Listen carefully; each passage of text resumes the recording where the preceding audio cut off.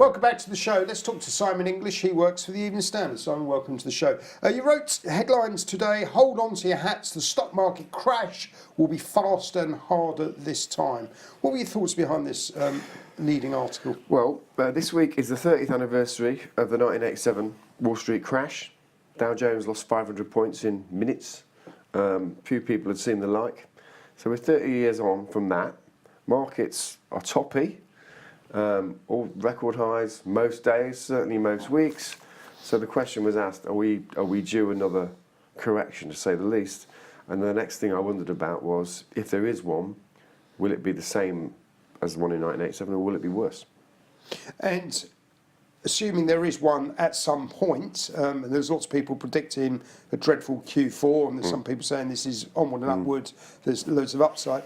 What happens for the retail investor if this market suddenly snaps 10 points to the downside, sorry, 10% down to the downside? It'll be very interesting to see if that does happen, and I predict tears, because in 87, as someone I quoted in the piece was explaining to me, you can only really sell then if you get your stockbroker on the phone. And what a lot of stockbrokers did was not answer the phone. Right. Which in some ways they kind I was one of them. Well, no, it's a reasonable thing. I'm not taking that call. They didn't want to make a price on anything because they couldn't see how things were going, so they're busy.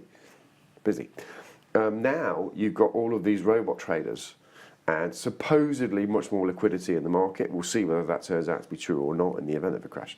But the risk must surely be that the big investors are able to process their trades and get out at something approaching a reasonable price. And that your retail guys, your Hargreaves Lansdown customers, core TV viewers, they're not going to be able to get out. They'll just sit there and watch this thing crash. Well, the argument's always been, in this modern times, is markets are more illiquid in the sense that you can't, there's never a two-way price in size at any given point in time. So I'm guessing that if everyone got off the dance floor at the same time, that's going to be problematic, isn't it? Well, yeah, absolutely, of course it is.